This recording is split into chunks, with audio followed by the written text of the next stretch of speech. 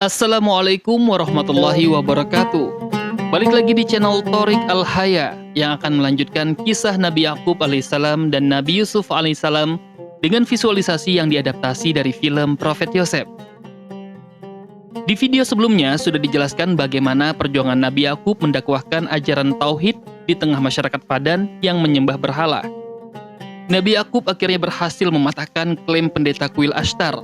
Kutukan penyihir kuil, Esther, gak mempan bagi keluarga Nabi Yakub. Karena nyatanya, kutukan itu cuma bualan doang. Istri Nabi Yakub yang divonis akan mati saat melahirkan, justru melahirkan anaknya dengan selamat. Anaknya ganteng lagi, namanya Yusuf. Negeri Padan yang dilanda kekeringan pun mulai turun hujan. Sebaliknya, malapetaka justru menimpa para pendeta Ashtar dan kuilnya. Sampai akhirnya masyarakat berikrar mengikuti ajaran tauhid yang dibawa Nabi Yakub.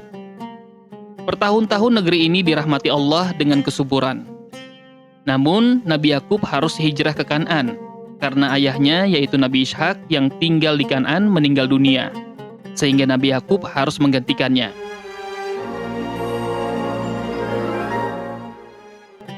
Pas dalam perjalanan menuju Kan'an, kafilah atau rombongan keluarga Nabi Yakub dihebohkan dengan sakit yang dirasakan Rahil, istri kedua Nabi Yakub. Ternyata Rahil mengalami kontraksi, akan melahirkan anak keduanya.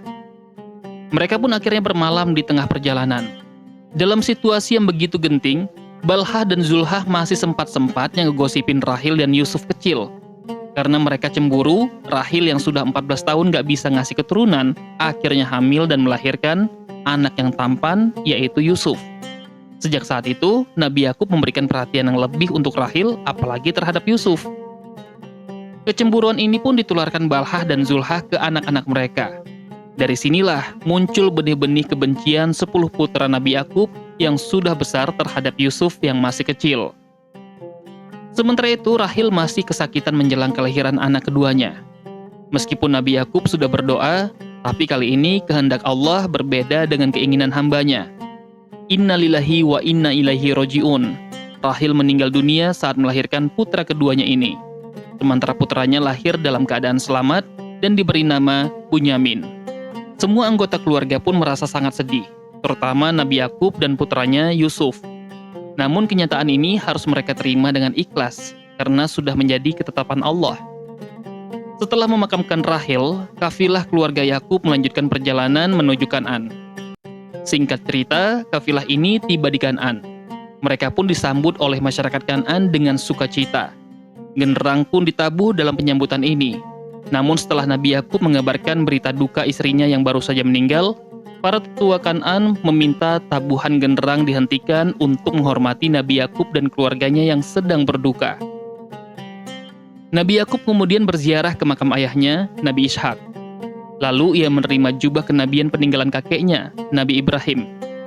Semua penduduk Kan'an pun berikrar menjadi saksi bahwa Nabi Yakub merupakan utusan Allah untuk melanjutkan tugas ayahnya menyampaikan risalah. Di sisi lain, putra-putra Nabi Yakub yang beranjak dewasa, terutama Yehuda, mulai berambisi untuk menggantikan posisi ayahnya kelak. Mereka berpikir, siapa yang terkuat di antara mereka lah yang layak menggantikan ayahnya. Mereka gak nyadar, pemikiran mereka itu keliru. Karena untuk menjadi nabi bukan soal kekuatan, tapi tentang ketakwaan dan sudah menjadi kehendak Allah. Namun, Yusuf memiliki sifat yang berbeda.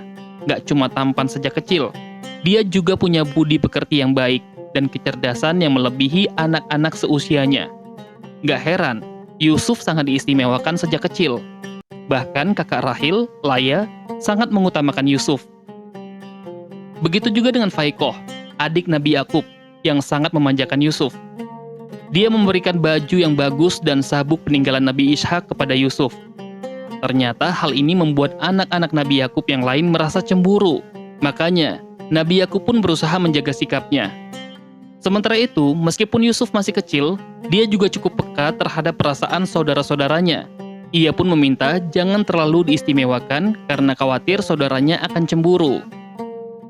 Dan ternyata benar, saat menggembala domba jauh dari rumah, saudara-saudara Yusuf sering mengutarakan rasa iri terhadap Yusuf. Rasa itu pun terus terpupuk di hati mereka. Di suatu malam, Yusuf kecil tidur di dekat Nabi Yakub yang sedang berdoa. Dalam tidurnya, Yusuf bermimpi melihat 11 bintang, matahari, dan bulan yang semuanya bersujud kepadanya. Setelah itu Yusuf tersentak dan terbangun. Lalu ia menceritakan mimpi itu kepada ayahnya. Nabi Yakub tahu, ini bukan mimpi biasa. Ini adalah wahyu dari Allah. Karena itu Nabi Yakub meminta Yusuf jangan menceritakan mimpi itu kepada saudaranya, karena khawatir putra-putranya akan berbuat jahat kepada Yusuf. Keesokan harinya, putra-putra Nabi Yakub yang beranjak dewasa menjalani rutinitas menggembala domba. Hingga di suatu hari, ada seorang pemuda asing yang menghampiri mereka. Ia bercerita tadi malam bermimpi tentang 10 putra Nabi Yakub yang memandu satu anak kecil. Kemudian anak kecil itu menunggangi sekawanan kuda, sedangkan 10 putra Nabi Yakub menjadi pengawalnya. Kadang anak kecil itu duduk di singgasana dan 10 putra Nabi Yakub menjadi budaknya. Setelah bercerita, pemuda asing itu kemudian pergi dan menghilang dalam sekejap. Putra-putra Nabi Yakub pun keheranan dan mulai mengartikan mimpi itu. Mereka tidak menyadari bahwa ternyata pemuda asing itu adalah setan yang menjelma menjadi manusia. Setan mencoba menghasut mereka supaya membenci Yusuf yang memiliki keistimewaan. Ditambah lagi, ternyata Balhah, budak Rahil yang menjadi istri ketiga Nabi Yakub, menguping pembicaraan Yusuf dengan Nabi Yakub tentang takwil mimpi Yusuf. Cerita ini pun disampaikan Balhah kepada anak-anaknya. Hingga anak-anaknya kemudian bertanya langsung kepada Yusuf tentang kebenaran mimpi itu. Yusuf pun heran, kok bisa saudara-saudaranya mengetahui hal itu? Padahal ayahnya kan sudah melarangnya untuk tidak menceritakan mimpi itu kepada saudaranya. Nabi Yakub pun akhirnya menegur Balhah. Ia tahu bahwa cerita mimpi itu pasti disebar oleh Balhah yang menguping pembicaraan mereka. Tapi Balhah nggak ngaku. Rasa iri, dengki, dan kebencian pun mulai tumbuh di hati saudara-saudara Yusuf. Mereka merasa ayahnya nggak adil. Padahal kan selama ini mereka yang berbakti dan memenuhi kebutuhan keluarga. Tetapi kenapa malah Yusuf yang sangat disayang dan diistimewakan? Dari sinilah mereka mulai berpikir bagaimana caranya menyingkirkan Yusuf, supaya cinta ayahnya bisa kembali kepada mereka. Salah satu putra Nabi Yakub, Yehuda pun tampak berapi-api. Dia ingin membunuh Yusuf. Keinginan Yehuda ini pun mengagetkan saudaranya yang lain. Bahkan putra Nabi Yakub yang lain yaitu Lawi menentang keinginan Yehuda yang keji. Meskipun Lawi juga cemburu terhadap Yusuf, tapi dia juga masih punya perasaan. Dia juga menyayangi adiknya itu. Selain itu, ia tetap ingin menjaga kehormatan ayahnya yang merupakan seorang nabi. Kan ironi banget, kalau anak-anak nabi membunuh saudaranya sendiri. Sampai akhirnya, Lawi pun mengusulkan Yusuf tidak perlu dibunuh, tapi cukup dibuang sejauh mungkin dari kampung mereka. Usulan ini kemudian disepakati, dan mereka mulai mengatur rencana. Di suatu pagi, mereka meminta izin kepada Nabi Yakub untuk mengajak Yusuf ikut menggembala domba. Awalnya Nabi Yakub nggak mengizinkan. Dia takut Yusuf dalam bahaya. Tapi putra-putranya terus merayu, hingga akhirnya Nabi Yakub mengizinkan Yusuf ikut menggembala domba bersama putra-putranya yang lain. Yusuf sendiri merasa sangat senang bisa pergi bersama abang-abangnya. Dia merasa nyaman dan aman karena abang-abangnya pasti melindunginya. Sebelum berangkat, Yusuf dipakaikan jubah kenabian yang diturunkan dari Nabi Ibrahim. Kemudian jubah itu ditutupi dengan baju pelapis supaya saudaranya nggak cemburu. Nabi Yakub dan adik Yusuf, Bunyamin kecil, juga ikut mengantar kepergian Yusuf dan 10 saudaranya. Nabi Yakub masih merasa sangat berat melepas Yusuf. Ia masih khawatir Yusuf dalam bahaya. Ternyata benar, firasat seorang ayah memang tidak pernah salah. Setelah dirasa sangat jauh dari rumah, Yehuda mulai melancarkan niat jahatnya.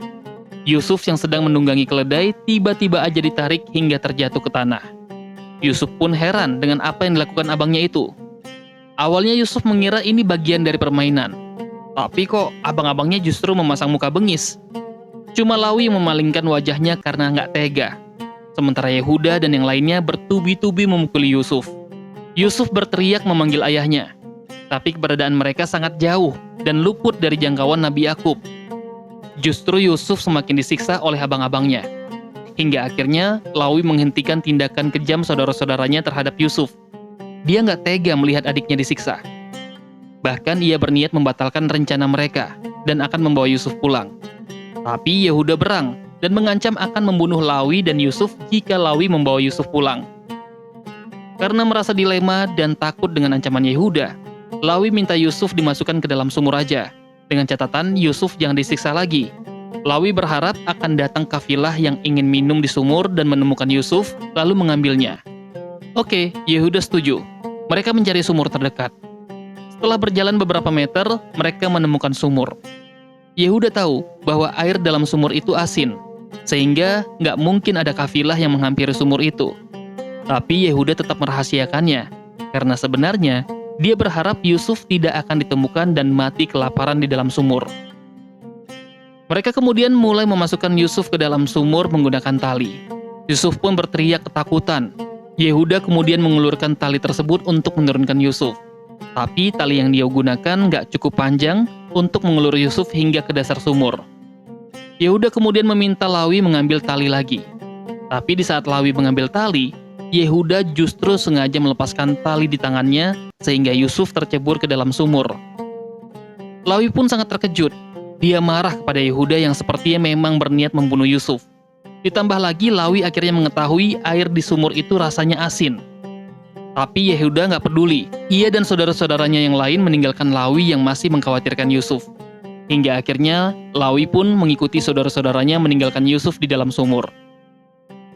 Nah, mampukah Yusuf bertahan di dalam sumur yang gelap dan konon airnya asin? Dan bagaimana saudara-saudara Yusuf menjelaskan ini kepada Nabi Yakub? Kita lanjutkan kisah ini di video berikutnya. Jangan lupa like dan share video ini jika bermanfaat. Terima kasih. Wassalamualaikum warahmatullahi wabarakatuh.